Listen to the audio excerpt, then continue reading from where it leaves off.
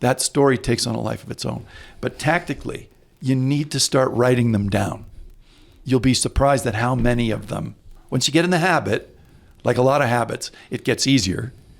And then next time you have to you're like, boom, got it. I got 3 things I could talk about today that other people are going to respond to like human beings. Welcome to Elevate Utah. Utah's #1 growth podcast. I'm Court Brady. I am Carlos Souza. And today we have Neal Foard and Josh Law with us. Welcome back, Josh. Good morning. Thanks. Happy to be here. And welcome, Neal. Hello What there. a treat to have you here. Thank you. Marketing and storyteller extraordinaires. We're pumped to have both of you. Quick introduction to Josh. You know Josh, if you've been listening. Josh is co-founder and CEO of Only Co. and Go Fast Don't Die, which came from one of Only Co.'s brands. Only Co. helps businesses craft a story that's unique to them, so that they can go and build that story. At dinner last night, we talked about focusing on not trying to be like everyone else, but being real about what our weaknesses, what our strengths are, and then crafting a story that fits within those weaknesses or strengths. Yeah. Anything you'd add to that, Josh? Yeah, I'd say the layer that the insight we've kind of come across here lately is we're really excited about helping companies attract A players. So sort of form marketing strategies to signal out there that they're a great place to work and that they would be a really good fit for specific types of people. And so we think that's a kind of a different approach, just workforce attraction type efforts, branded recruitment, things like that. And you guys focus on what industry mostly? Really, it's industrial businesses that have sort of a heavy need of skilled trades or manual labor or blue collar type work. There's just a huge limiting factor on companies' growths when they don't have manpower, basically. So that's kind of our focus. Awesome. And Carlos and I were talking about it last night. You're just one of the best dudes that we know. You're just sincerely an amazing guy. So we're pumped to have you here. Thanks, man. Back I on the appreciate podcast. it. Humbled by that. Neal is a professional storyteller. That sum you up?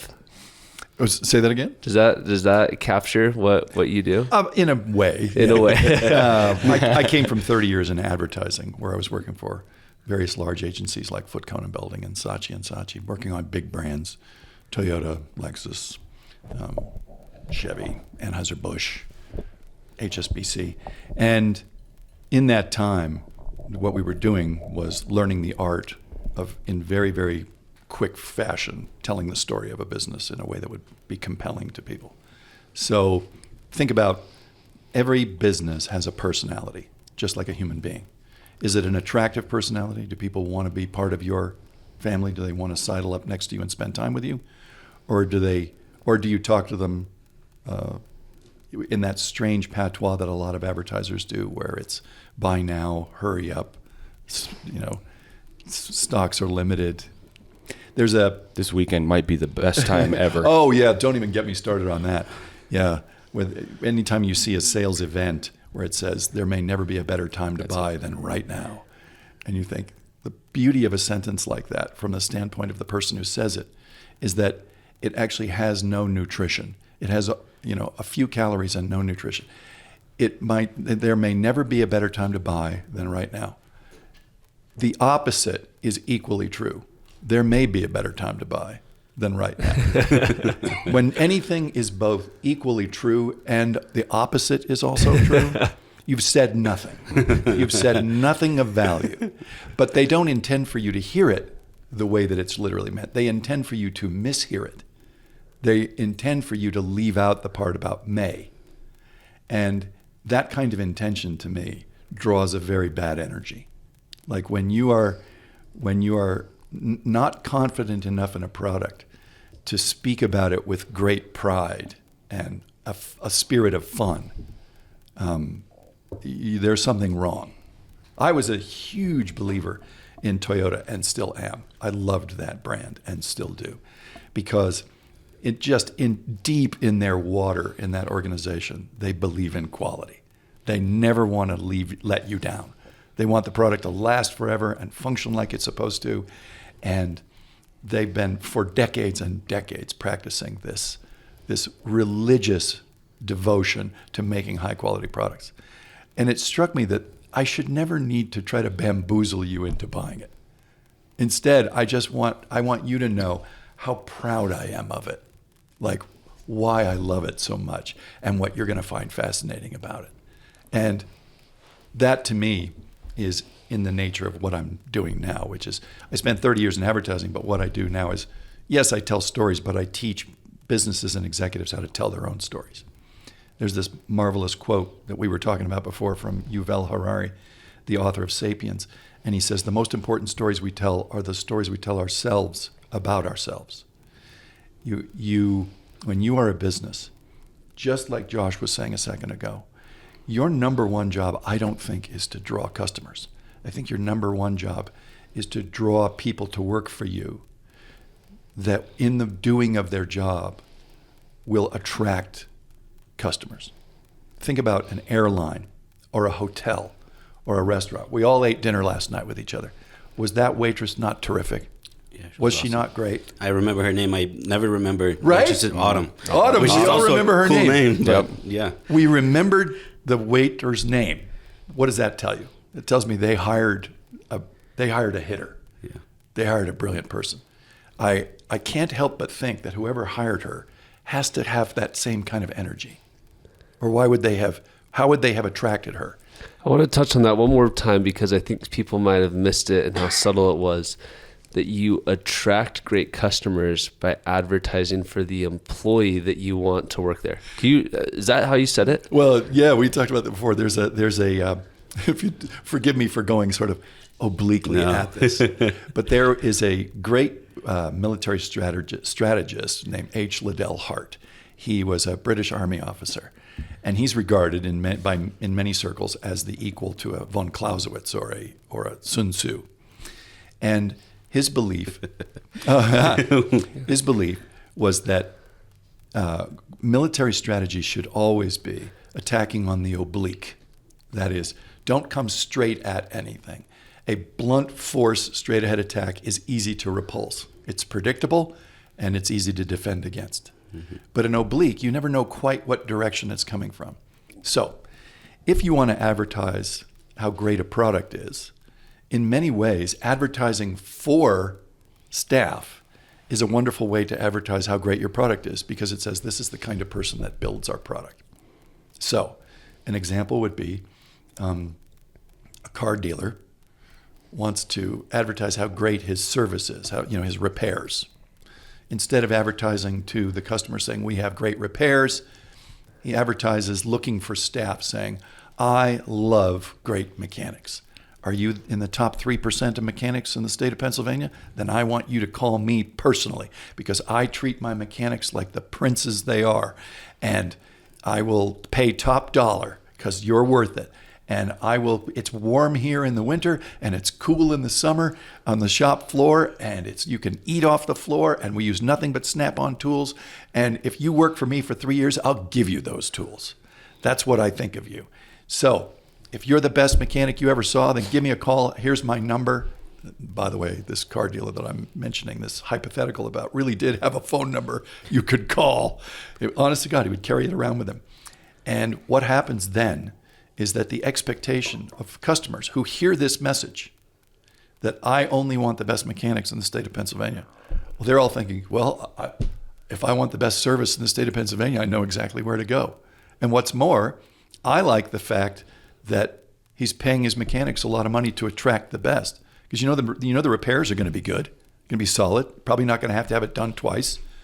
And yeah, it's not going to be cheap, but I'll bet, like with anything, you don't always get what you pay for, but you pay for what you get.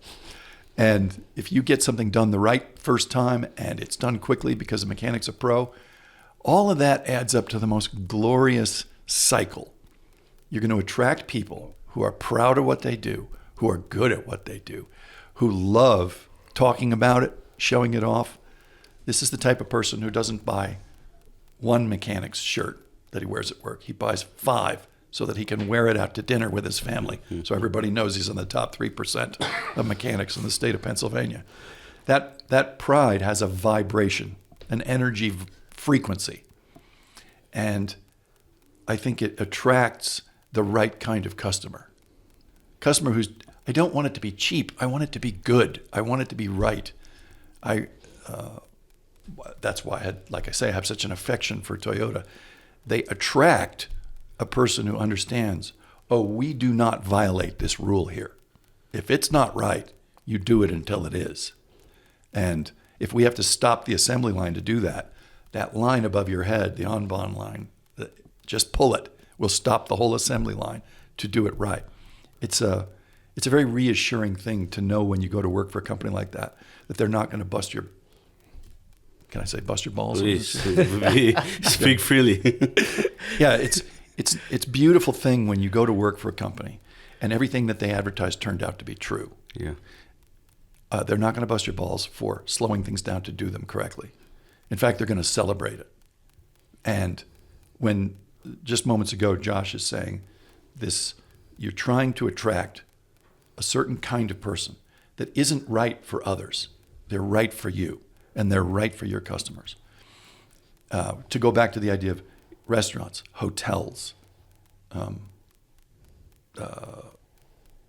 garages where you get your repairs done.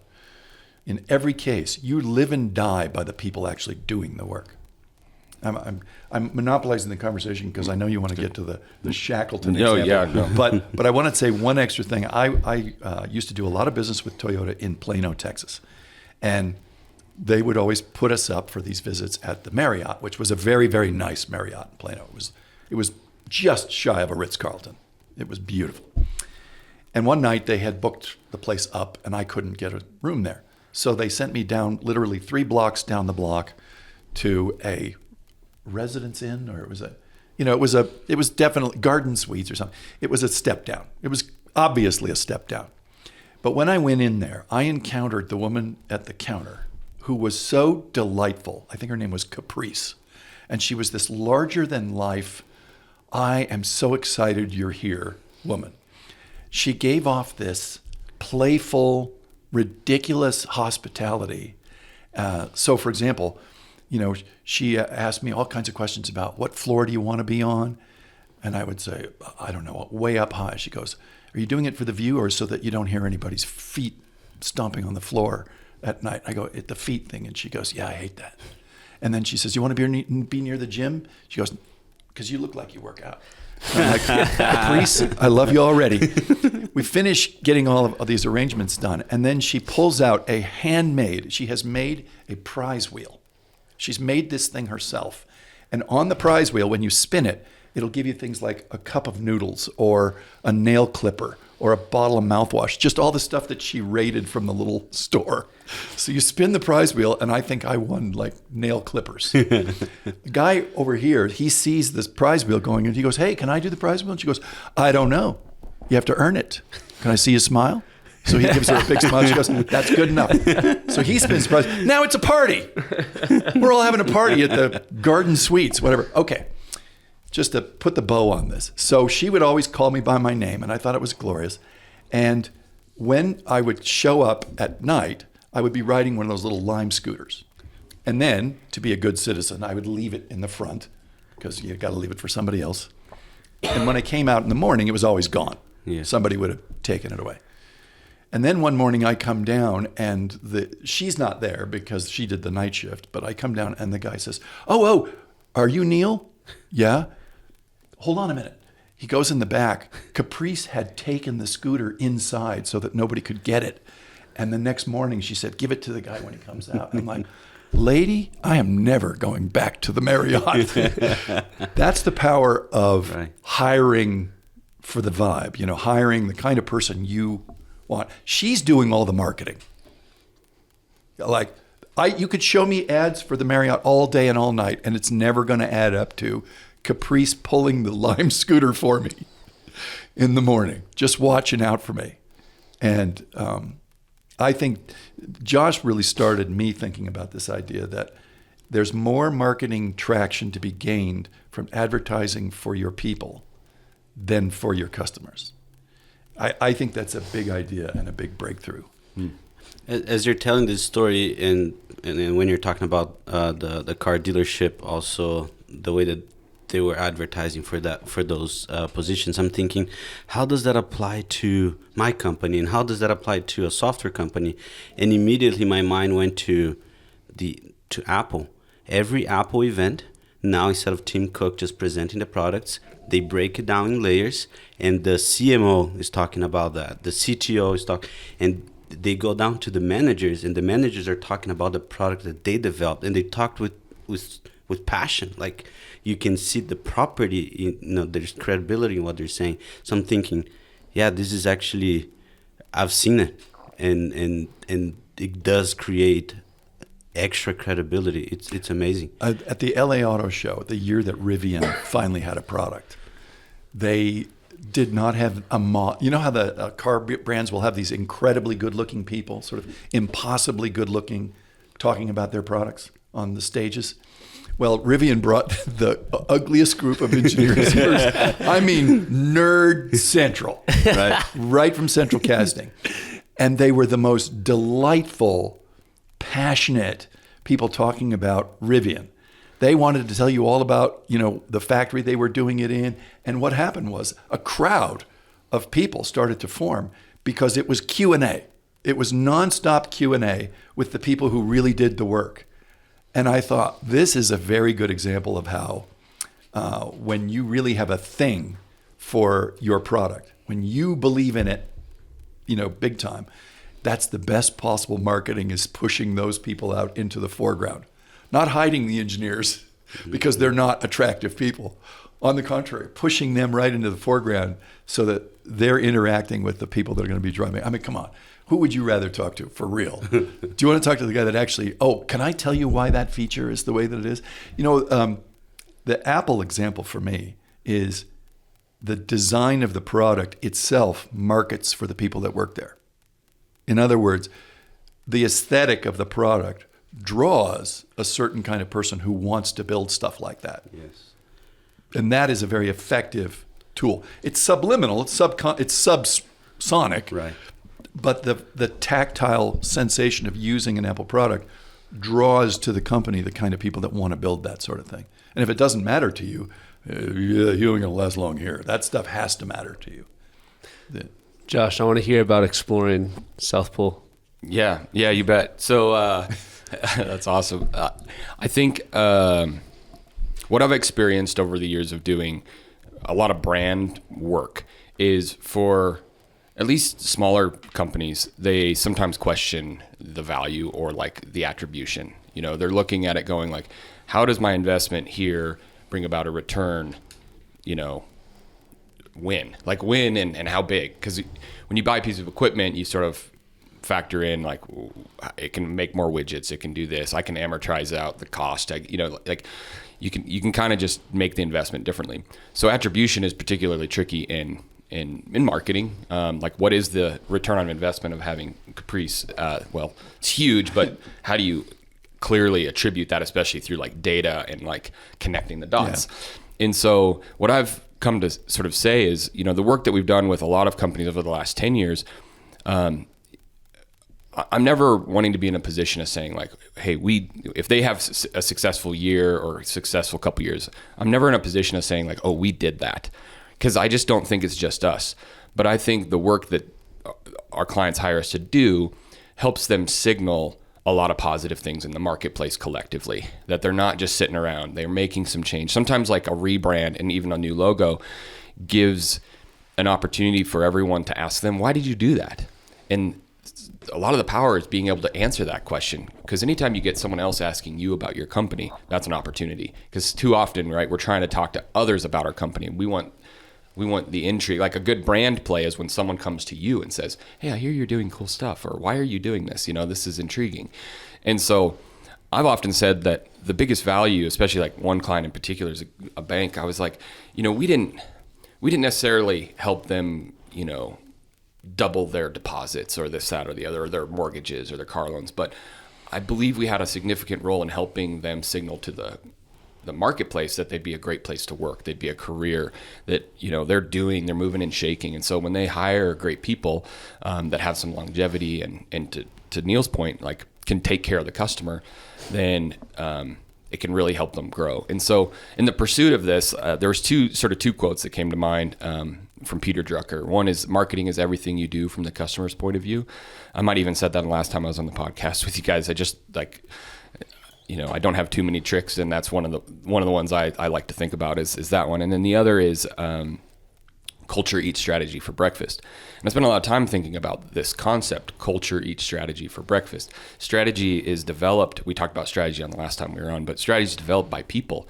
Well, if the target moves, the market changes, it's dynamic, right? If you don't have people that are willing to flex and notice problems and make changes and develop a new strategy, culture is a way to future-proof, like the ability to develop new strategy. And if people are stagnant or, I think the book Play Bigger called them Zeds, people that just get in the way. If you have a team full of that and that's your culture, it's going to be really hard to respond to market changes. So if you can have great people, they can respond and form a new strategy. And so Shackleton is an interesting story in terms of exploration, South Pole, and it's just an insane story. But what I was drawn to was his ad, the advertisement that he put in the paper. Right? Yeah, We have all you guys' books. We got The Art of War up here. We got Endurance, Shackleton's Incredible Voyage. You guys are just taking your notes from our library. That's awesome, behind man. us. That is awesome. Is it really an accident we're on? There you go. So Is it meant to be? So the ad from Shackleton's, I just pulled it up here. It's men wanted for hazardous journeys, small wages, bitter cold, long months of complete darkness, constant danger, safe return doubtful, honor and recognition in event of success. Ernest Shackleton, 4 Burlington Street, right? It's just like, this is not going to be easy. That was his ad. That was his ad. That's what he posted to recruit his crew. Recruit. This is his branded recruitment Will strategy. you read that one more time? Yes. Men wanted for hazardous journey, small wages, bitter cold, long months of complete darkness, constant danger, safe return doubtful, honor and recognition in event of success. Ernest Shackleton. Heck yeah. So if you think deeply about this, what we end up seeing is a lot of companies advertise untruthfully at some level. They're just like, you could take their story to employees and you could swap in any logo, right? And be like, yeah, great place to work, work-life balance, paid vacation, I don't know, like Growth opportunities. yeah, like robotic latte machines, if whatever, like workout facility. I don't know, I mean, again, those aren't unimportant, but just like it's not particularly different or particularly honest in some ways. But if you can project a message out there that helps you attract people who are going to help you accomplish your mission and your vision and align with your values, that's really what this ad, like if you kind of break it down, he doesn't want anyone on this voyage that's going to jeopardize the voyage. He doesn't want it to be bait and switch. He's like, this is going to be hard and it's not for everyone. And so this message of your recruitment efforts, your company's not for everyone, right? And I think that's a hard pill to swallow sometimes because people want to be like, we'd be great for anyone or everyone or whatever. Well, you also don't want everyone. There's not everyone. Everyone is not good enough. To Neal's point of like, I don't know the best way to say it, but it's like if one word describes all the people, it kind of loses its meaning.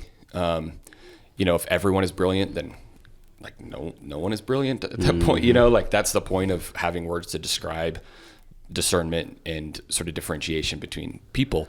And so, you want to go after people that are going to fit where you are wanting to go as a company, and that's tricky, And it's counterintuitive to, you talked about the story of There Is No Tiger last night. Part of 20,000 years ago also, if you were cast out of the tribe because you were different, you were dead. And so there's this real visceral reaction when you don't feel you fit in. Yes. And so it's such an attempt and such a part of our human nature to conform to what is normal for everybody and try and be this vanilla cookie cutter. When success in business, and for me personally, a happier life, came from leaning into everything that was so much different about me than everyone else in the world. Yeah. Well, I think adolescence too, even today, teaches you to survive junior high, middle school, like fitting in. You don't want to get bullied. You don't want to be different. You don't want to wear certain things. And it is worse now than it was when I was a kid. Okay. In terms of what social media has done is provided a new weapons platform for psychological torment. I mean, it was bad enough when you had to worry about some bully taking you on, but Now it's just incessant. It comes at you in all hours. I want to get back to the idea of like the sort of Shackleton-like speech in terms of building a culture that ultimately brings you economic success. I absolutely love Dan Campbell, the coach of the Detroit Lions. Now, that is a really good example of an aligned owner, an aligned general manager, an aligned coach, and then aligned players. And when he did his first press conference for the Detroit Lions new coach, he said, I'm not going to stand up in here and tell you we're going to win a bunch of games. He kind of knew they were going to go 1-13. Like that's just what's going to happen, because we're going to try and build something here and it's going to start slow. But what he did say was, he said, we're going to build this team to mirror the city. It's going to be gritty and tough and a place that has been knocked down and counted out. And what we're going to do is every time you knock us down, we're going to get back up, and on our way up, we're going to bite off a kneecap. And when you knock us down again, we're going to come up and bite the other one off. And then we're going to take another hunk out of you. And even though he didn't say this, the implication was, and if you beat us this week, you'll lose next week because of the damage we did to you. And as it's happening right now, It is. if you play the Detroit Lions, you don't just get beaten by the Lions, you lose next week too, because they beat the living crap out of you. And that's coming true. That dream was built on culture, not star players. No, look at what they did for Jared Goff. They took a guy who had been psychologically damaged by his previous coach, who had been cast off, like they're sending him to Detroit to die. And you know that quote where they say, drop him among the wolves and he'll come back leading the pack? Yeah. It's like that literally happened to Jared Goff. Why? Because Dan Campbell's culture was about grit and getting back up. And everybody on that team, they say that now you can tell if somebody would be a good add to the Detroit Lions just by observing how they play. So it's not a question of talent. It's a question of selflessness and team spirit and grittiness. And you don't have to be the best player. You have to be the right player to be on that team. And I find myself rooting for them in a way that I've never really been emotionally invested in a team before. You really want them to dominate because they're building a culture that's sort of symbolic of what it's like to be down and then to come back. And when you think about any company that broadcasts a philosophy of this is what we stand for, think about the match between, I know that they're just advertising for employees right now, but I so like that. I want to support that with, I want to vote with my money.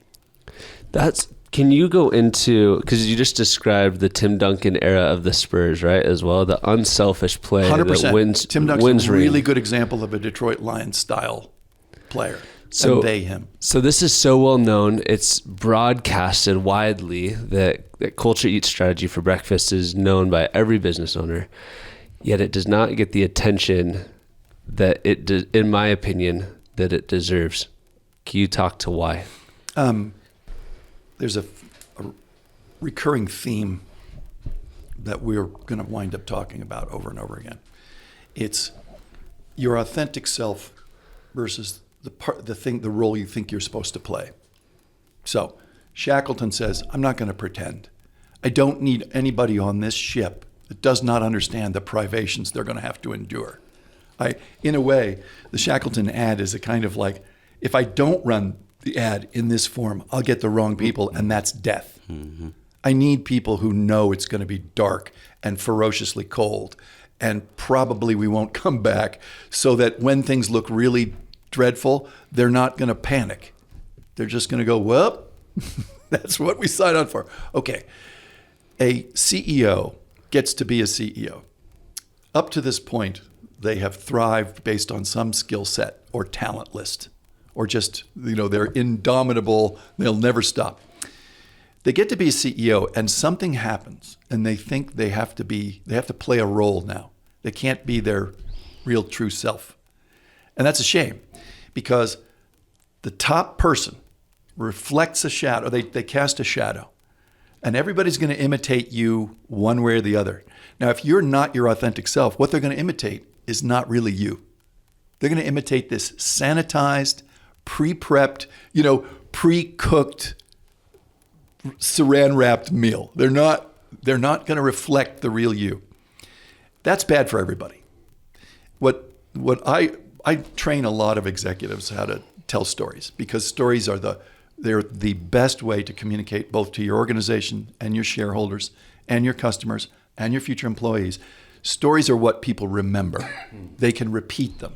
I can give you bullet points all day long and a list of 10 bullet points. You may remember one.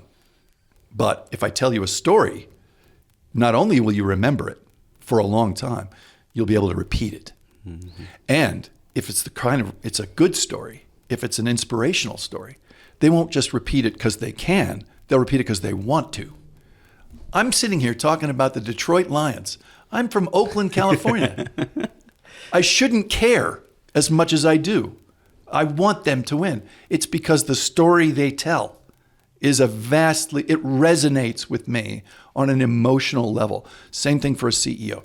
CEOs that can communicate a story about who they are and what they believe in and what they enjoy and what gives them a thrill are just like the Rivian engineers standing in front of an auto show audience in their in their taped glasses and their little vest, going, well, you know why we did that with a 4-amp booster instead of a 2-amp. Oh, and everybody's going, yeah, why? A minute ago, they didn't give a damn about the 2 to 4-amp booster, but the guy is telling you a story about a reason why something is better. And that's probably also the person that wants to buy a Rivian. It turns out, yeah, that they must have sold so many pre-orders that day based just exclusively off the fact that I feel like I know the people that built it. In a way, I'm touching the robe right now. But to get back to CEOs, they think they're supposed to play this all things to all people. I never make a mistake. I'm impervious to bad thinking. And so they sanitize their language, they shave the edges off of things. They stop responding emotionally and they start responding in measured PR speak. What I wind up doing most of the time when I'm coaching CEOs on storytelling is just trying to make them their old selves again. Like, try to get them to not play a role. This isn't theater. This is you being real. Why? I think the fear, though, for the CEO is, what if my authentic self is not what's needed by my company or the market? Well, that question answers itself. If your authentic self isn't what's needed, you're in the wrong job, buddy. You need to go find a different job. But you know what? You were picked. And go for it. Be your real self. It's a funny thing. I had this wonderful CEO at this company that they do software for the petroleum industry in Canada. What they'll help you do is they'll get you a faster prediction on where an oil field is, and there's about 17, 18% more accurate. It's a fantastic product. The CEO is of Indian extraction. He's from India. Now, he's got a brilliant education, and he's this handsome dude with this beautiful head of hair that I'm jealous of. But he's very sensitive about the fact that he does not look or sound like the people that buy his product. These are oil guys, right? And they're all like from Calgary. So it's pretty countrified and he's pretty citified. So he was very sensitive about this. As it turns out, though, when he's him being his real self, it's hugely compelling, because what he's trying to do is help them. I'm trying to make you faster and more accurate. And in your business, being both faster and more accurate, you're gonna make a lot of money. So I just wanted him to be his real self. And it turns out, there are a bunch of reasons they hired him. He is whip smart. And he can answer any question in detail about the technical specifications of the product. It's incredibly reassuring when the CEO knows chapter and verse of a product and what makes it what it is. And he does, and what we worked on also were the sort of analogies that would allow him to create an equivalency in your mind about like what, he would say, for example, when something had to be tested to a point where it had a almost zero failure rate, he said, look, if this thing doesn't work, you're going to spend millions and millions of dollars pursuing something that turns out to be a bust. I really need this to be accurate. The equivalent would be, look, if I paint a 4-inch line on the floor, you'll have no problem walking along that line to the other side of the wall. But if I raise it 900 feet in the air, all of a sudden, none of us can walk across that line. The stakes are too high. What I want to do for you is pull this thing down to the floor.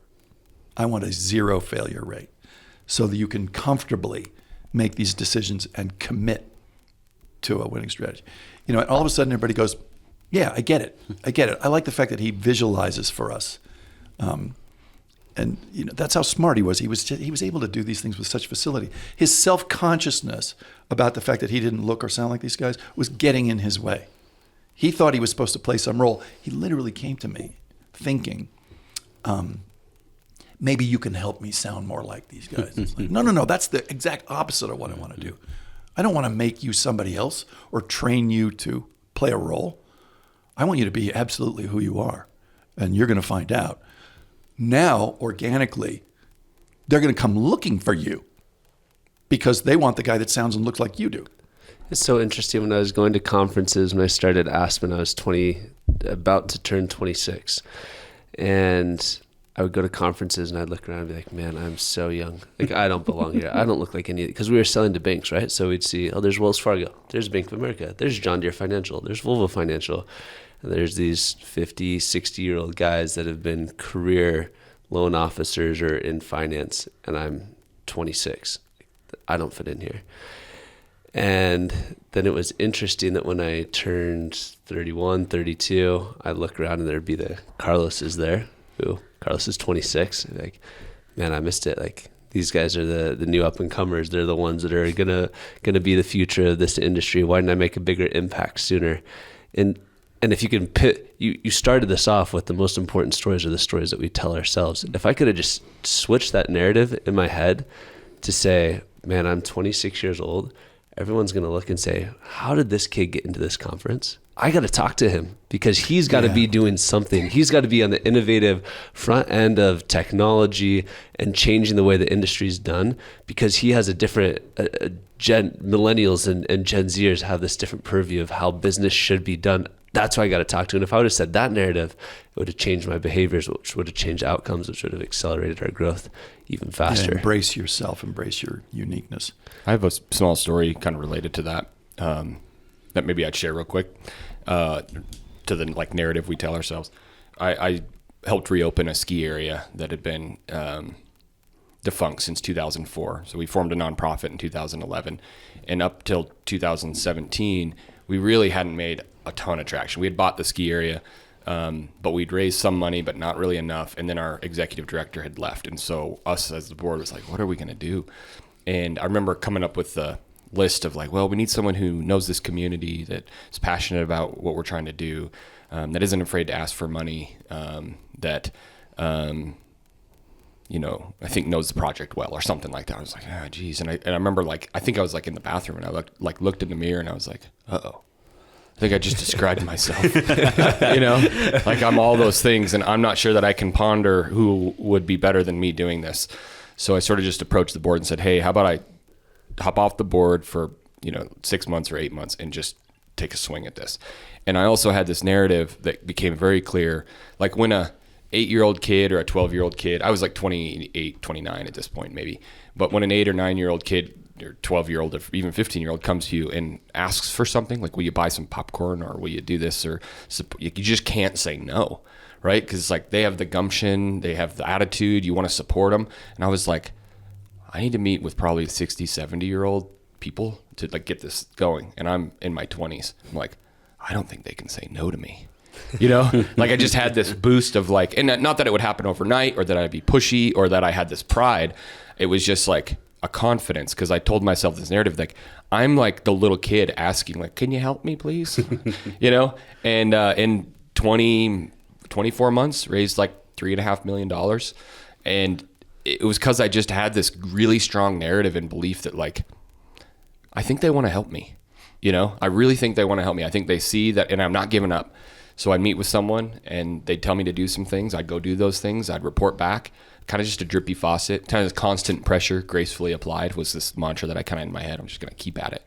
You know, and pretty soon a $250,000 check came in. You know, someone told me once, if someone says, I'll give you $25,000, thank them profusely and say, I really appreciate this is going to be amazing. Would you possibly consider doing, you know, $25,000 a year for the next four years? Would you consider that? And the amount of times I did that and people would go, they'd kind of chuckle at me like, you got some guts, you know? Yes. And the next time I met with them, Yes. they like, this happened. The guy just, so he was going to give 25, I think. And I asked if he'd consider that for 5 years. The next time I met with him, 4 weeks later, he gave me a check for $250,000, you know? And I was like, wow, thank you. This is amazing. You know? And that guy went on to give more than $1 million to this project, you know?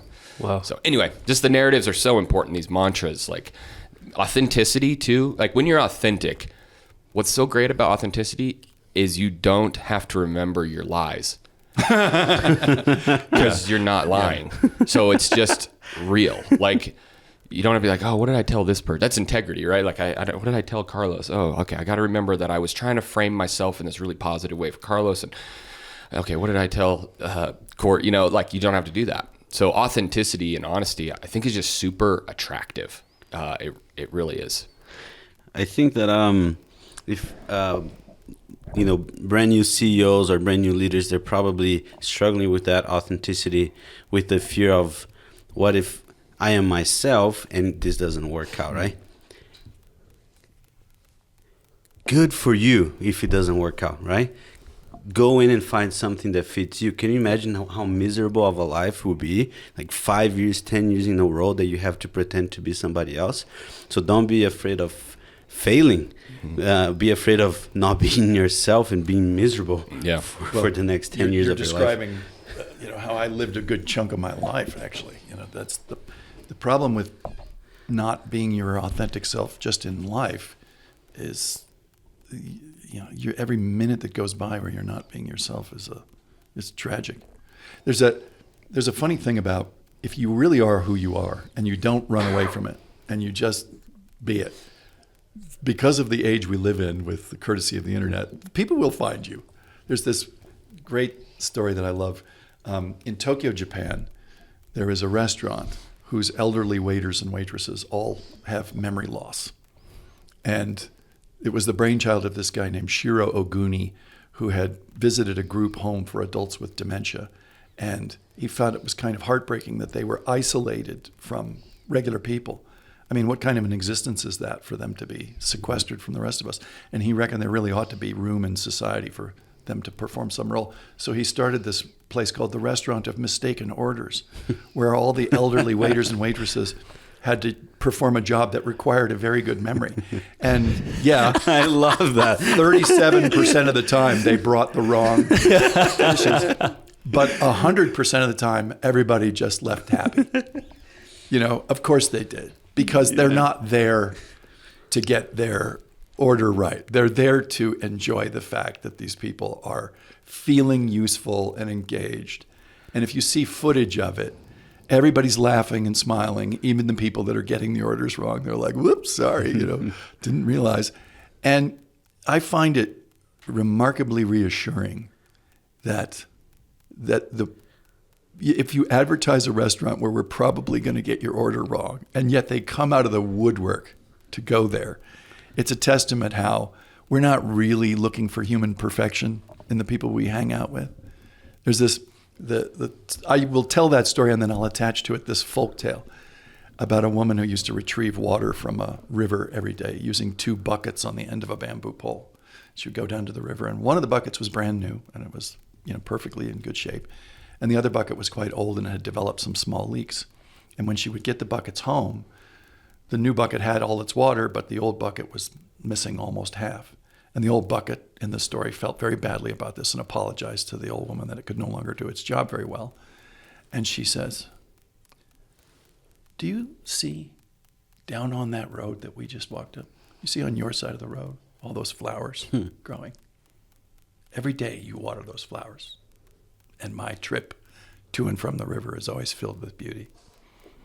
Now, to me, that is a really, really good example of advertising not for perfection, not for all things to all people, but that everybody, no matter what their flaws might be, a bug might turn out to be a feature if you embrace it and you don't try to sand it off or get rid of it. And I find that very reassuring. Can we go in? I love that story. This has been an amazing conversation. I want somebody to leave listening to this podcast with some tactical, action-oriented items that they can leave with. One thing I wrote down is, how can I augment my weird characteristics? What's step one? Like, if someone wants to, there's that story of carving the David statue. And he didn't have to carve David. He just had to remove everything that wasn't David. Yes. So could you guys give a couple of action steps of where's a good place to start? Could I share a couple thoughts, Neal? And then, I don't know if they'll actually probably be just before tactics, but a couple other stories related to Shackletons that I can make real short, and it might just till the ground to get to the spot, just so you can see other cases. Great. So like Shackleton's cool. He's trying to build a team. He wants to make sure he's got the right people on board and that they understand what the mission is, what the vision is, what the values are of like what we're going to go do. And there's no lies. Like, it's just super honest. So that story is great. The other story that is powerful is the Marines are really an interesting one. So one of the taglines they've used is the few, the proud. It literally positions itself as like, we're not for everyone.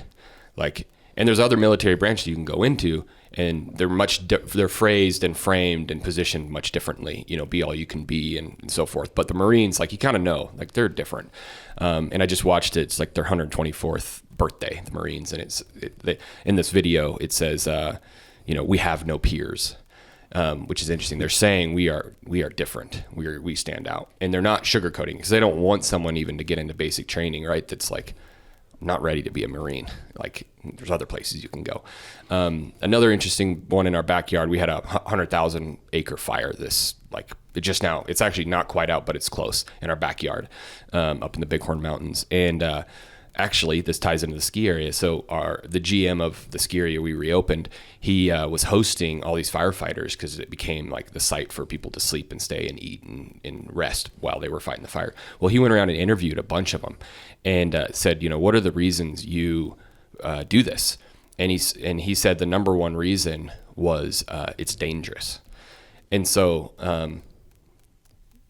you don't want to sugarcoat like fighting fires. Like, you need people to realize what it's going to be like: long hours, tough, hot, deadly, all these things. But the reasons these people wanted to do it was because it's dangerous.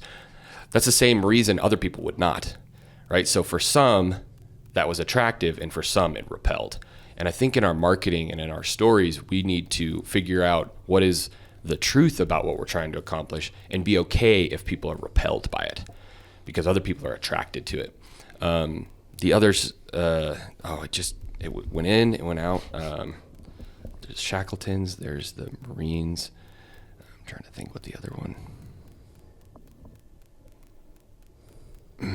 Yeah, escapes me. But anyway, it's just, figuring out what is really honest, and being really okay with putting that out there and allowing some people to go, that doesn't sound like a job for me. It's like, that's great. It's totally fine. So those are just a couple stories. Josh, for a business that's on that journey, and I'd love to hear your answer to that, but for a business that's on that journey, trying to find they loved how Brady described their business, helping them find their only, right? Mm-hmm. And their personality. What are maybe a couple of questions that, for me, for example, if I were the founder or the CEO of a business, what were a couple of questions that I should ask in order to find that personality or that identity? Sure. So I know you probably spend 6 months to years helping a business find that. Yeah, you it could can, take. you can. Yeah. What will be like a freemium? Yeah. of that framework. So I mean, I think it's really important to say like, what is the goal of the business? In terms of what are we trying to accomplish out in the marketplace? What does success look like? And then go back and do a good inventory of like your weaknesses, because I think we can sometimes say, well, we'll get better, our weaknesses will go away, where in reality those weaknesses are acknowledgments and being truthful about what you aren't capable of doing today. And not that you shouldn't try to improve some of it, but I think too many times we try to improve our weaknesses instead of doubling down on our strengths and figuring out, well, like one of the great examples in Sheridan, we had this place called Welcome Market Hall. Are you familiar with a market hall? This concept, it's almost like a food court, but it's high end. And so in Sheridan, we have limited labor. Like waiters and waitresses, it's just tough to find. And so what they did is they built like a high-end food court kind of kiosk style. So there was a bar, a cocktail, like a regular bar, a cocktail bar, a wine shop, and a coffee shop, and then 3 or 4 kind of eateries. And they shared a back area. But what was so great about this business model is they acknowledged like the community's weaknesses of labor. And so they said, how do we engineer, if we want to serve food and create community, how do we do it knowing that a constraint we have is try to find like solid people to wait. Well, let's just cut that out of our business model, because it's just, it's overhead. You got to manage a lot more people. The customer experience is so dependent on these people. Let's just take them out of the equation and allow you to go and sort of self-serve. And it was just the coolest thing. COVID kind of messed up the whole business, to be honest with you, but it was just a magical thing. But it's acknowledging the weaknesses of your geography, like where you're at. We just don't have many people, so. So acknowledging your weaknesses and being really clear about what you're trying to accomplish, and not trying to like pretend like those weaknesses are just going to go away or that they're magically going to get better. Like, what if these weaknesses stuck around? How could we still win? And I think that's a really key question. How could we still win even if these weaknesses prevail for, a long time? I love that. Neal, we'd love to hear your answer to Court's question. All right. Well, I want to start with a fundamental that we used to say in the advertising world, which is life gets so much easier when people like you. Your job is to be a force for positive vibes out there in the world. And a really good example of what I'm talking about is fairness, concern for others, trying to raise other people up, protecting them when they're weak. These are large considerations. There's things that you want to do anytime you are a CEO of a company. You're very much like the head of a chimpanzee troop. Like in chimpanzee society, usually it's dominated by a physically large, imposing male. But chimpanzees have a very, very fine radar for fairness and bullying behavior. And if you are not sufficiently caring about the rest of your troop and you don't take care of weak characters in your chimpanzee troop, they will kill you. They will rip you limb from limb, but first they'll chew off your face. And chimpanzees, just like human beings, are prone to quick insult. Like, I don't like the way you're treating me, and I will find a way to have my revenge.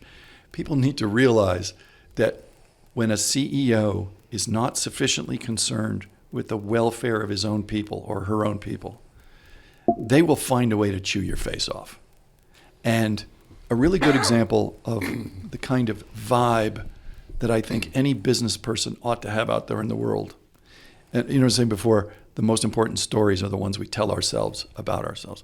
So I had gotten 2 flat tires on the left side of my car because I did a U-turn and clipped the curb and ripped out the sidewalls on my 2 left tires. Damn it. But the good news was I was within about 500 feet of a tire store. So I thought, woohoo, mixed emotions. I am in a waiting room with 2 women, both in their 50s, basically the same haircut, pretty much the same outfit. In a police lineup, it would have been really easy to mistake one for the other.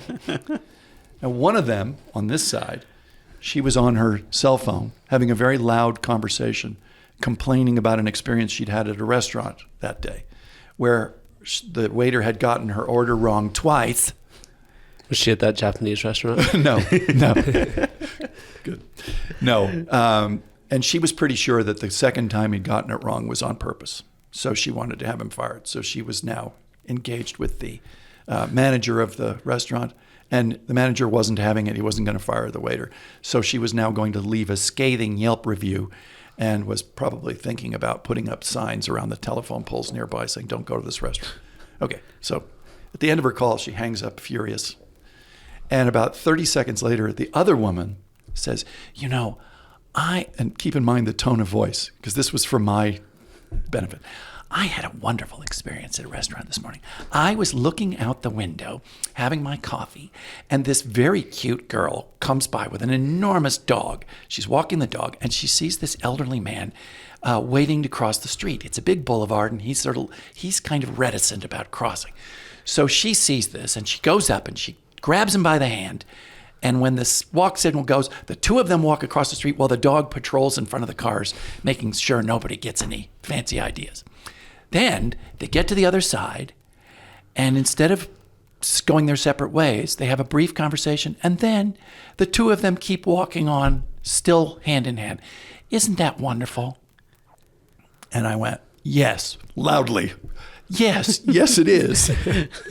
Now, I couldn't shake the feeling that she had told me that story to decontaminate me from the earlier story. Yes. I have just one question for you guys. Who would you rather spend the day with? The dog. Yes. There's no question that you want somebody who is positive and uplifting, and what they notice about the world is the beauty in the world, the wonderful things that are happening. What do they notice? Because anybody whose radar is all about like when they're being slighted, or when things didn't go their way, or complaining about other people, literally trying to have somebody fired. You're just farting your grievances into the world. You're not improving the commons. It is our job when we're telling stories about our companies and about our people and about our businesses that it reflects what we notice. What do we see when we look around us? And if you have your choice of working for one of these two women, you know perfectly well where you want to go work. Can I share something on that? I was having a lot of struggle with this idea of authenticity.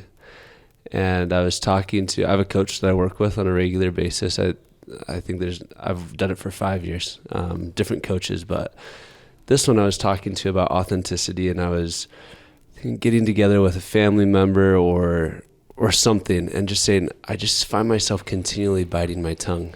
And then when I do speak, it's very calculated. And I don't feel like it's authentic. And he said, well, walk me through a little bit more. Let's get a little deeper. What is it that you're saying? What is it that you're holding back from saying? And we get into it, and I just say, I just don't feel like that's my authentic self. Like what my authentic self is they say something and I fly off the handle and I want to say it and go at the jugular, but I hold back and it's calculated and it doesn't feel authentic. And the conversation progressed to the point where he said, is your authentic, well, he then asked me, what are your values as a human? And I listed my values. And I said, but that's not what I was born with. What I was born with are these things and these tendencies and these values. And he said, Court, is your authentic self this cocktail of characteristics that you were born with? Or is your authentic self these values that in your quiet moments you continually come back to this set of 3, 4, 5 things that are core to who you are, and you're attempting to align yourself with who you really are? And I thought about that and gave myself permission to, in some ways, discard these natural tendencies of who I was and to embrace who I wanted to be and allowed that to be my authentic self. But I think sometimes people hear authenticity and they think, okay, that means that whatever comes into my mind, I need to respond with. Instead of that lady that was sitting at the restaurants, they might have had the same disposition, but at some point in their life, that other lady made a choice to look at the old man and the dog and say, that's what I'm going to focus on. Her order may have been wrong as well. The guy who wrote Man's Search for Meaning. Viktor Frankl. Viktor Frankl. Mm-hmm. Thank you. Viktor Frankl had this wonderful little address that he gave at Princeton University back in the 60s. And he was talking about how he was trying to get his pilot's license, even at like the age of 75. And he said that what the pilot instructor told him was an airplane isn't like a vehicle on the ground. It responds to wind. So what happens is you're always off course. In order to reach your destination, you have to constantly, what he calls crabbing. You have to keep correcting for the wind. So in a way, for my airplane to go from here to where I want it to go, I actually have to shoot on a completely different trajectory to get there. And the way he described when you have very high standards for somebody, let me rephrase, not high standards. When you have expectations for somebody that they live up to ideals, that it actually helps them be a better person than if you just let them be as they are. Now, what you are doing is you are setting expectations for yourself that you don't think are your authentic self, but in fact, it's your potential self. That's what you're really shooting for, is to be your best, the best self that's in there somewhere. You're setting a path for yourself that doesn't seem like it's the real you, but because of the way the world is, it will get you where you're really trying to go. And so the Pygmalion effect, setting a very high standard for expectations, like for police officers or soldiers or teachers or clergymen or students. You set a high expectation for them. I expect you to behave according to certain values. And yes, of course, because we're all human beings and we're all going to, be less than perfect, we'll fall short of this in the same way that the wind is going to blow you back to the original line, but you will ultimately a better person. And Viktor Frankl in this talk, he talks about this Goethe quote, which is, if I treat you as you are, I will only be punishing you. But if I treat you as you could be, I will help you get there. And when you do that for yourself, you say, I know what my tendencies are, but my authentic self is what I want to be. That's my authentic self. And depending on your skill set, your talents, it may be unreasonable for you to be this or that. Let's go back to the CEO example. The CEO is setting an example for himself that's not his real self, but what he's not doing is he's not thinking of his ideal self based on his talents. What he's doing is he's trying to perform the role of CEO as he sees modeled by other CEOs. Mm-hmm. He's trying to be the anodyne, expected version of a CEO, rather than, with my talents, my skill set, and my inclinations, what could I be in this job? One of the things I love about Josh is he's a connector. It's his great talent to bring people together. He's like the mayor of Sheridan. He can't help himself. We walk down the street together in Sheridan, and he's saying hi to everybody. He cares about how they're doing. How's your day been, right?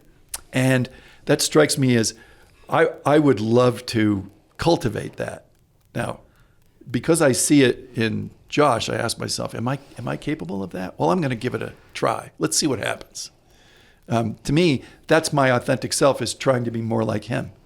Even though I don't start out with that inclination, I start out with an ambition to be a better person, to be. And to return to the story of the two women in the tire store, what's fantastic about those two situations is they brings it into such fine relief, the idea that if I go into the world trying to make other people's days better, who's the big winner? Them? The people whose days I'm improved? No, I'm the big winner. I'm the big winner, because the frequency that I'm out there with is going to bring it back at me. If I'm a CEO and I go out into the world and I reflect a certain kind of energy, automatically I'm going to draw to me certain kinds of mechanics and certain kinds of hotel staff, right? Yeah. If I go out there trying to make everybody's life better, I'm going to bring people to me who like making other people's lives better. I don't think that should be underestimated. Life gets so much easier when people like you. So be your authentic future self now and treat others as their authentic future self of what they can become. Yeah, I really like that I wish I'd thought of that, Good to how old is that? Like 200, 300 years old, but. Well, what Christ is saying, ye are gods, right? 2,000 years ago, Brilliant. so that people will start acting that way. Yeah, one layer that I've spent a decent amount of time thinking about that. What's weird is I don't think it's mutually exclusive at all to what Neal just shared, because nothing you said I would disagree with. But when I add this other thing that I've heard lately, and I'll just put it out there and we can chat maybe a little bit about it. I know it's kind of coming close to the end of time here, but I read somewhere that people with high expectations have low resiliency. And what I think I've seen that play out like in my wife and my relationship around certain things that we go do. We'll go on a family trip or something and I'll come back and very typically I'll say, how was the trip for you? I thought it would be better. And she goes, how was it for you? I'm like, man, I thought it'd be worse. Like it was way better than I kind of thought it would be. And I didn't go in there with like no hope. I didn't go in there with a lot of expectation. I was just like, I'm going to spend some time with people I care about being around in a new place. And again, it's kind of trying to come at these situations. And like even this morning, like, I mean, we know each other and, we're going to do this podcast, but I didn't have a lot of expectation about what I would say, what I wouldn't say, how I would, or what you would do or how you would treat me or vice versa. I just kind of went in it with a more just clean slate, just didn't have a lot of expectation. So I come out of this happy as heck, but if I had this real high expectation that I just fabricated in my mind, it becomes very challenging when it doesn't go your way. And again, so I don't think anything Neal said is wrong at all, but then I layer on this, and again, it's not that you shouldn't have goals or that you shouldn't expect police officers or clergymen or some of the other people you mentioned. It's not that you shouldn't expect them to be above board or to be quality or good, but people also mess up, so maybe it's that for me. Like, I'm just like, we're not perfect. We're gonna fail. And to try to come at it with this, we talked about grace a little bit at the beginning. It's like, man, forgiveness is cool stuff, it's like, and it's hard stuff because it's humbling and it's just challenging stuff. So I don't know. That's just in my mind. It's kind of a soup, and yeah, I don't know how to. As you were talking about it, grace came to my mind the same exact time that you said it, because we had that conversation beforehand. And I think it's responding to people with massive, here's what I believe in you. This is the hope of the future that I see that you're able to attain. And in addition to that, there is zero judgment on whatever future you create for yourself. Just love. I'm going to be okay. That's really well put. With you not quite hitting that, because Whatever I have you an hit. expectation for myself that I don't always hit. And that's just the human experience, I think. We just don't quite hit where we want to be all the time. And that's okay, because that's what makes us human. Can we go around and each give, so this has been a phenomenal conversation. I think we could wrap up with one action item that each of us have thought of in this conversation that either we ourselves would do to be more authentic selves and tell this story, or that we would recommend maybe in your guys' consulting and coaching that you often recommend to people. That's a powerful first step that somebody could take. And then we're going to ask you the question. We've already asked Josh this question, so Neal, we're just going to ask you this time the advice you'd give to a former version of yourself. So give you guys a second to think about it. If you already have one of an action item that you would give, go ahead and start. If not, we can take a second and think about it.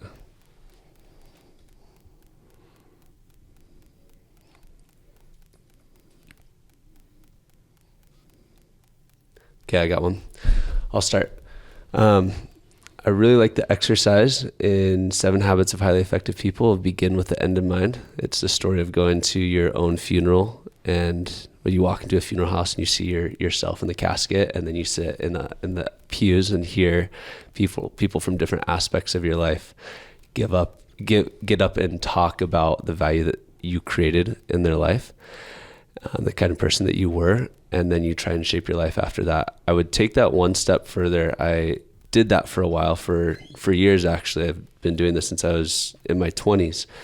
And 2 years ago, I had this realization that I don't actually care how people perceive the things that I did.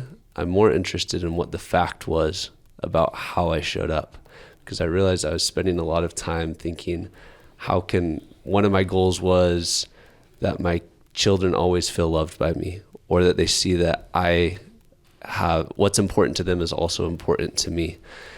And it made me do things that were for the perception of others instead of trying to just be the authentic version of making what was important to them important to me, not having a perception that what was important to them was important to me or that they were loved.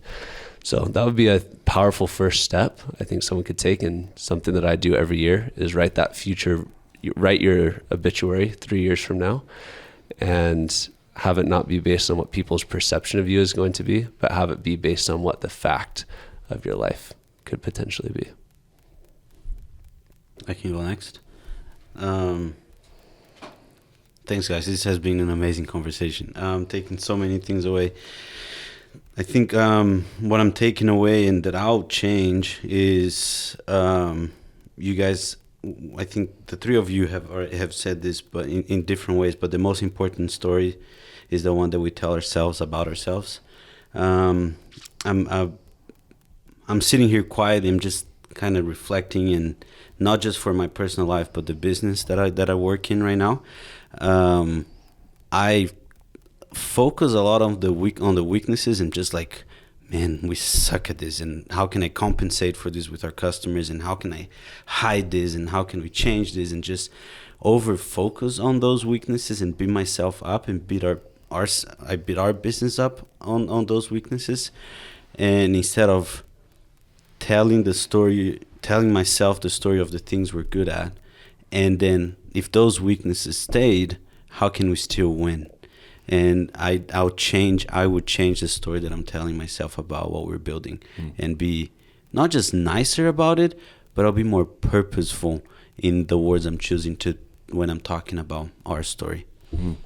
I'm leaving here with this, like, I know exactly what to do and what to change today. That's cool. So thanks, Josh, and thanks, Neal. Yeah, you bet. Do you want to go, Neal? I'm Sure. still kind of pondering. Yeah, I get it. I'll talk about something incredibly tactical. Something you can do today. I highly recommend that you carry around with you a notebook so that when meaningful things happen to you, or just small observations that you make, you write them down, because you'd be surprised at the number of wonderful things and learning moments and interesting observations and books. Like when you were giving me book recommendations, I'm writing them in my journal, because as I was saying before, as a technique for a CEO or a CFO to communicate to their organization or to future employees or to shareholders, stories are repeatable, they're memorable, and they contain within them the germ of an emotion that will help people feel what you feel about something. You need to write them down or you won't remember them.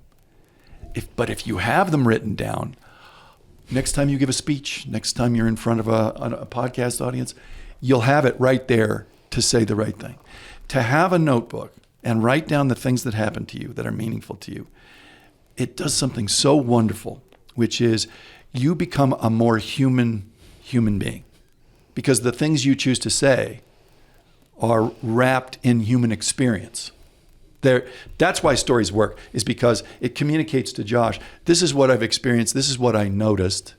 And in the same spirit of the two women in the tire store, this woman is just, as I say, farting her grievances into my life, but this one's improving my life because of an interesting thing that she noticed. It was an upbeat, positive thing that she noticed. What does it communicate about her to me? It's a positive, upbeat person who it's wonderful to hang out with. And I can now repeat the story of the young woman grabbing the elderly man's hand and walking him across the street. That story takes on a life of its own. But tactically, you need to start writing them down. You'll be surprised at how many of them, once you get in the habit, like a lot of habits, it gets easier. And then next time you have to you're like, boom, got it. I got 3 things I could talk about today that other people are going to respond to like human beings. So that to me is a really good tactic. That's good. I think the thing that comes to mind is just to be really careful about setting goals. I think goals are not necessarily bad, but what's interesting on the journey to accomplish that goal, every day you're not hitting that goal, you're framing it around like, I'm not there yet, I'm not good enough yet. You're sort of in a state of losing. And then once you hit the goal, just for a flash, you've won. And then because that goal was the goal, now it doesn't mean anything because you accomplished it.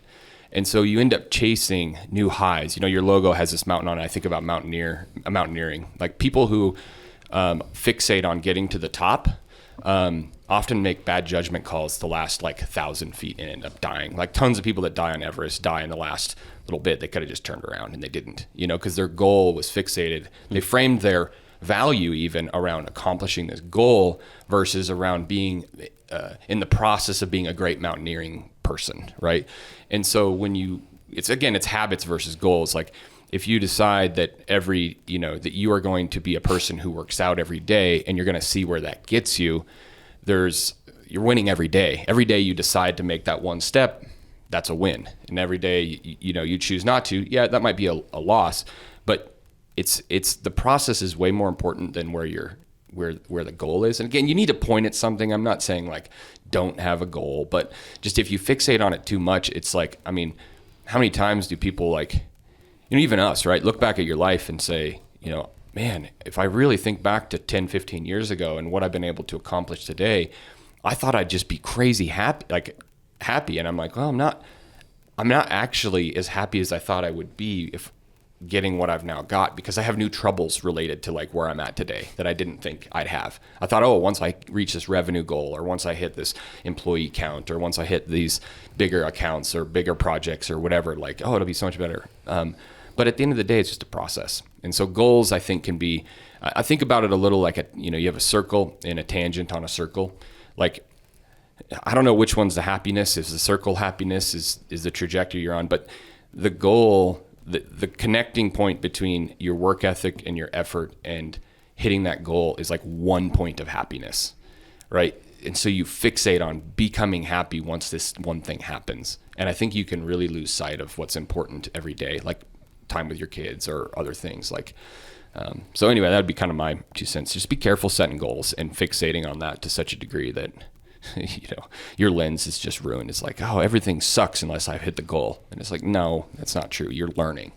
Friends of mine that have, run for election lately, it's tough stuff to do that. Put yourself out there. And he's like, yeah, I hope it turns out. I'm like, how could it not? You're going to learn, man. Whether you win or succeed, like, you're going to learn so much. You're going to meet some great people. There's all kinds of good outcomes, regardless of whether you have more votes at the end of this campaign season. Like, just don't fixate on that. Just kind of like the score will take care of itself, Bill Walsh kind of stuff, I think he was the coach for the 49ers or something like that. So I hope Kamala Harris listens to this podcast, can take some commiseration in that. It's about the process, Kamala. Don't stress the outcome. Speaking of Mount Everest, by the way, this woman who just died on Mount Everest was a vegan. It was like, and the good news is she died doing what she loved, telling everybody she was vegan. Josh, one quick thought on that. I had somebody recently tell me, and I think that they heard it from a big YouTuber or somebody that's in this grind mentality. They said, a goal is an agreement with myself to be unhappy till I've accomplished it. And I heard that and I thought, man, is that going to be really effective for you hitting that goal? I think you will go and accomplish that goal, and you are gonna. It's like in Pirates of the Caribbean when she's asking him, like, and it's like nothing satiates us anymore. There's no joy. I can't feel the wind on my face. I can't taste food. It turns to ash in my mouth. Like that is a solution and a trajectory that will accomplish something for you. I think it will accomplish something for you, but is it what you were born to do? Is that your purpose? To accomplish that one thing, to have an experience that doesn't satiate you. Mm-hmm. So I appreciate you sharing that, Josh. Neal, last question. What future version, if you could talk to a future or prior version of yourself, would you talk to? What's he going through, and what would you tell him? It's funny that the answer to that question migrates by the month, because I question my own wisdom. I can't remember where I heard this, but they said that if you really did give people a chance to live their life over, they'd just wind up making all the same mistakes because they don't understand that in the moment it made sense, their decision. But if I could go back and I would I think what I would do is I would try to persuade myself that there is no point in being anyone except who you are. And part of that is working for the right people. And what I mean is, if you honestly don't want to, if like you don't find your boss admirable, you need to leave, because all you're doing is enriching him or her, and that is not your life's purpose.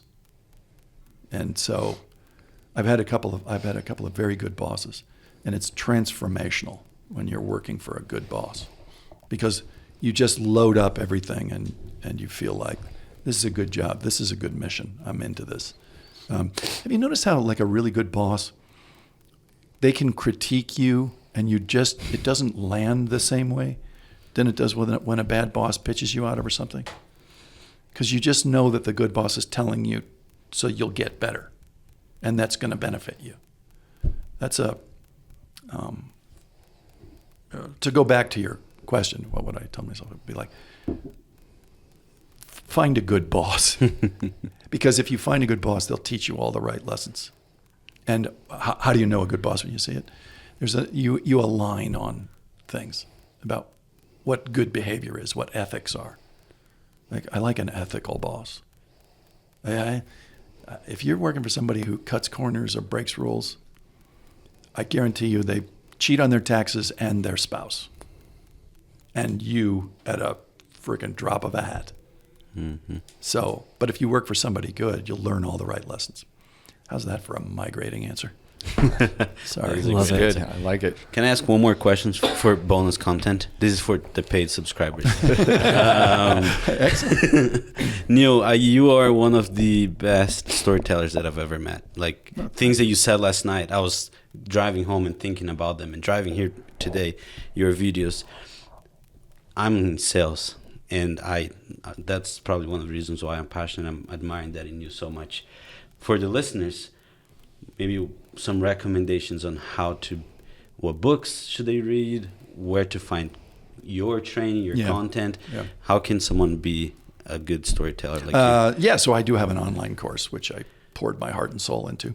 That's the distilled wisdom of 30 years in advertising and propaganda. And that's at storyfire.net.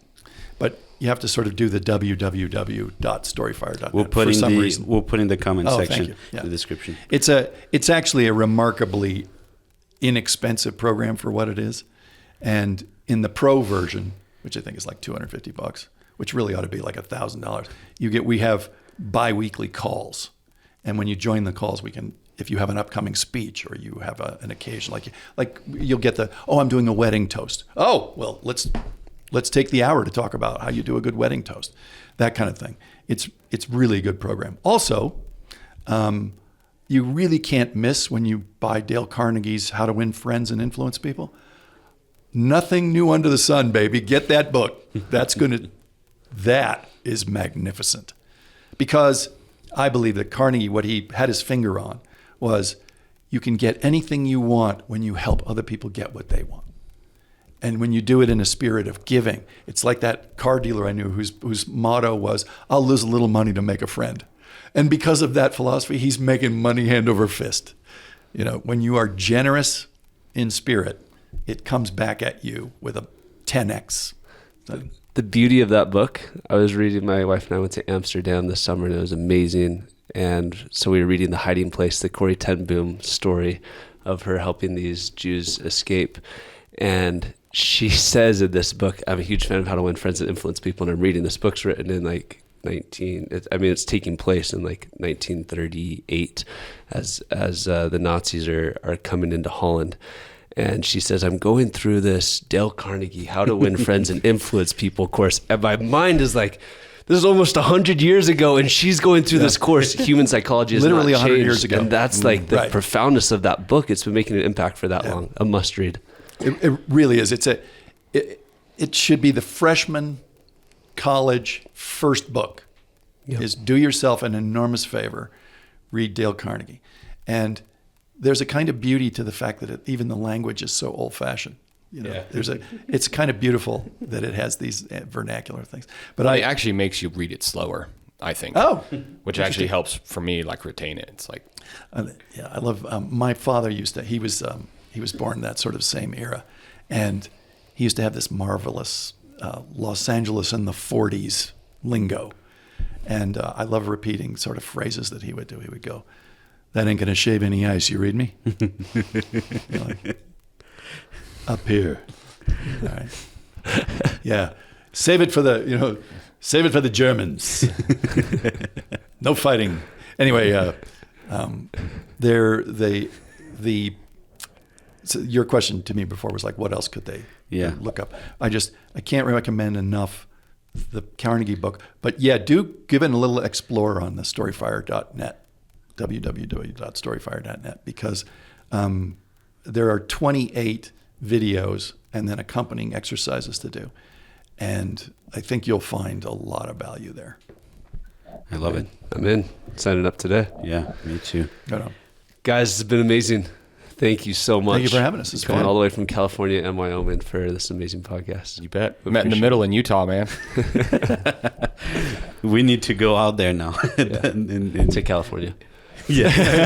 No. And Wyoming. And Shared it, Wyoming. baby. That's right. Congrats on the rebrand, too. Thanks, guys. It's awesome. Thank you. Appreciate it. Okay, it's a wrap. That's a wrap.